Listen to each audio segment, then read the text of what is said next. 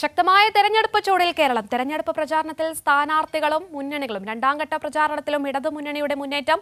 പൗരത്വ ഭേദഗതിയിലും കേന്ദ്ര അവഗണനയിലും ഉത്തരമുട്ടി കോൺഗ്രസ് സിറ്റിംഗ് എംപിമാർ. നൃപനുണ്ട് തിരുവനന്തപുരത്ത് നിന്നും കൂടുതൽ വിശദാംശങ്ങളുമായി. Nripen, good morning. Good morning കീർത്തി.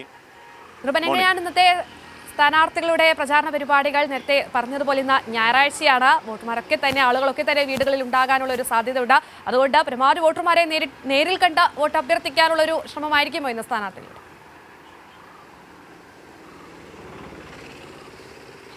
തീർച്ചയായും കീർത്തി, തെരഞ്ഞെടുപ്പ് ഇനി ഏകദേശം ഒരു മാസം മാത്രം അവശേഷിക്കുന്ന തെരഞ്ഞെടുപ്പിൻ്റെ ചൂടിലേക്ക് സ്ഥാനാർത്ഥികളും മുന്നണികളും പ്രവേശിച്ചു എന്ന് തന്നെ പറയേണ്ടി വരും.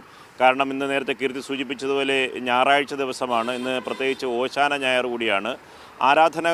ആലയങ്ങൾ കേന്ദ്രീകരിച്ചുള്ള പ്രചരണത്തിനായിരിക്കും സ്ഥാനാർത്ഥികൾ ഇന്ന് മുൻതൂക്കം കൊടുക്കുക എന്ന കാര്യം ഏറെക്കുറെ ഉറപ്പാണ്. അതുകൊണ്ട് സ്ഥാനാർത്ഥി പരിഗണനത്തിൽ ഇന്ന് രാവിലെ തന്നെ മുഖ്യഭാഗം പള്ളികൾ കേന്ദ്രീകരിച്ചുള്ള തെരഞ്ഞെടുപ്പ് പ്രചരണത്തിനും അവിടെ പോയി വിശ്വാസികളെ കാണുന്നതിനൊക്കെയുള്ള തിരക്കിലാണ് സ്ഥാനാർത്ഥികൾ. രാവിലെ തന്നെ സ്ഥാനാർത്ഥികൾ മണ്ഡലത്തിലെ വിവിധ ഭാഗങ്ങളിലേക്ക് ഇറങ്ങിക്കഴിഞ്ഞു.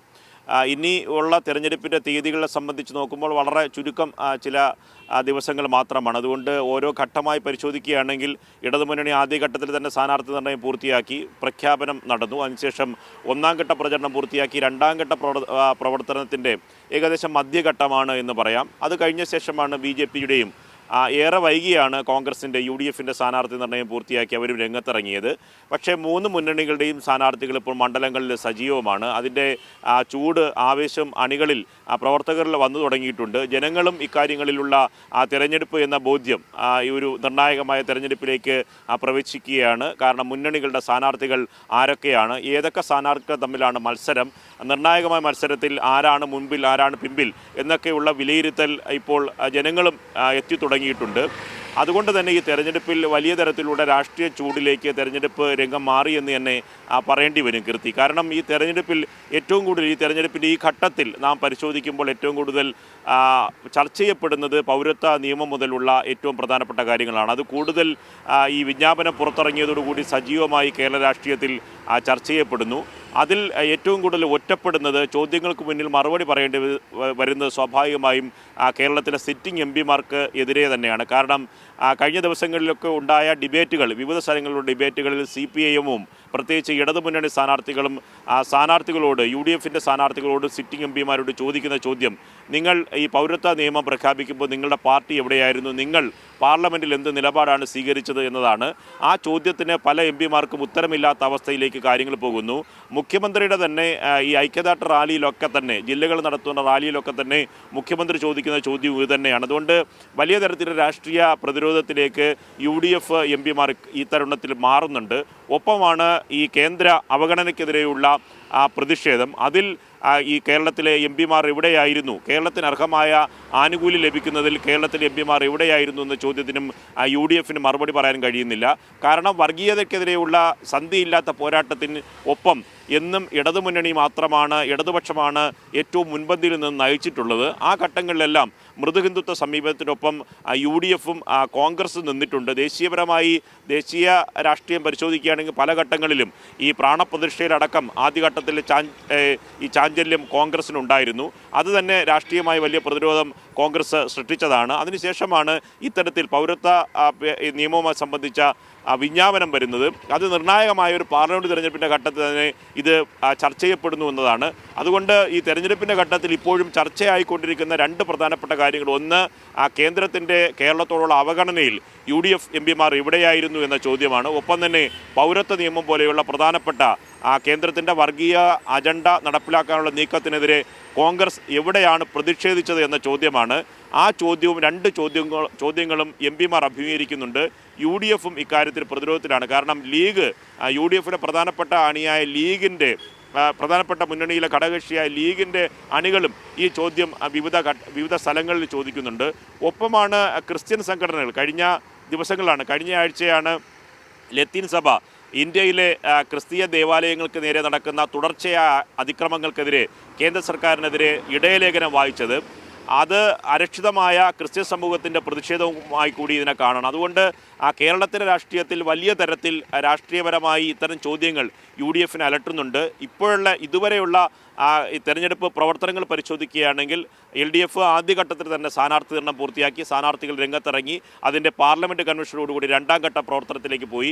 ഇപ്പോൾ സ്ഥാനാർത്ഥികൾ പ്രധാനപ്പെട്ട കേന്ദ്രങ്ങളിലെല്ലാം ഈ വോട്ടർമാരെ പരമാവധി നേരിട്ട് കാണാനുള്ള തിരക്കിലാണ്.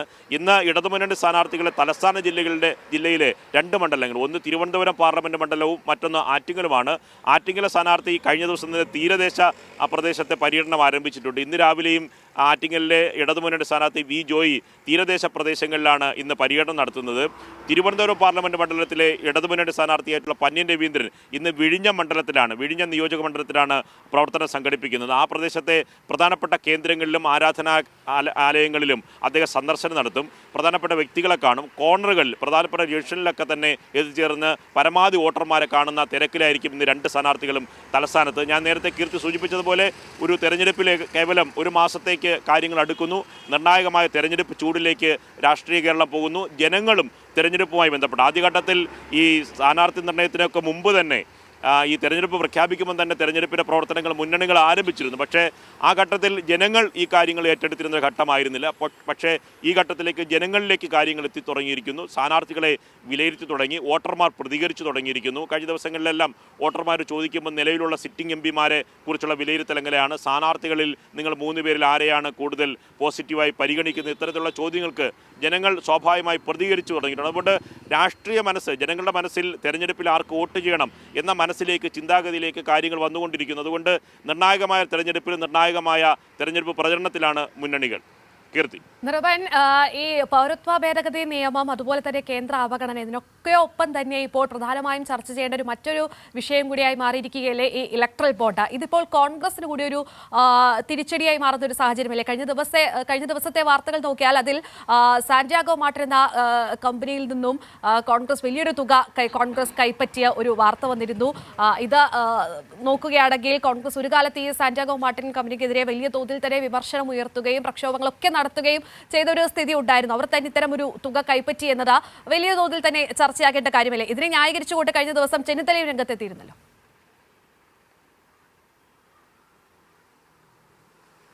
കീർത്തി, ഈ മൃദുഹിന്ദുത്വ സമീപനത്തിലും സാമ്പത്തിക നയങ്ങളിലും BJPക്ക് ബദലല്ല കോൺഗ്രസ്. ഇവർ പിന്തുടരുന്നത് ഒരേ നയമാണ് എന്ന് ഇടതുപക്ഷം നേരത്തെ തന്നെ ഉയർത്തിക്കാട്ടുന്ന വിഷയമാണ്. സാമ്പത്തിക നയത്തിലാണെങ്കിൽ തന്നെ ഈ പറയുന്ന ഉദാരവൽക്കരണ നയത്തിൽ BJP അത് ബഹുദൂരം കൂടുതൽ ഈ പറഞ്ഞ കോർപ്പറേറ്റ് മുതലാളിമാർക്ക് വേണ്ടി കൂടുതൽ സമീപനങ്ങളിലേക്ക് പോയി. അതിന് തുടക്കം കുറിച്ചത് കോൺഗ്രസ് തന്നെയാണ്. അപ്പോൾ ഇലക്ട്രൽ ബോണ്ടുമായി ബന്ധപ്പെട്ട ഈ വിവാദങ്ങളിലും കോൺഗ്രസിന് മാറി നിൽക്കാൻ കഴിയുന്നില്ല. പൂർണ്ണമായി പ്രതിരോധത്തിലാണ്.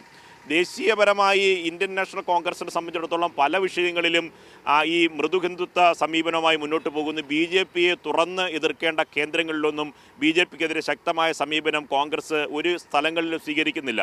ഏറ്റവും പ്രധാനപ്പെട്ട കാര്യം, ഇന്ത്യ മുന്നണിയുടെ ഭാഗമായി നിൽക്കുന്ന, അത് നയിക്കേണ്ട രാഹുൽ ഗാന്ധി വന്ന് മത്സരിക്കുന്നത് എവിടെയാണ് എന്ന ചോദ്യം. അദ്ദേഹം വന്ന് മത്സരിക്കുന്ന വയനാടിലാണ്. വയനാടിൽ മുന്നണിയുടെ ഭാഗമായി നിൽക്കുന്ന ആനി രാജയ്ക്കെതിരെ, CPI സ്ഥാനാർത്ഥിക്കെതിരെയാണ് അദ്ദേഹം മത്സരിക്കുന്നത്.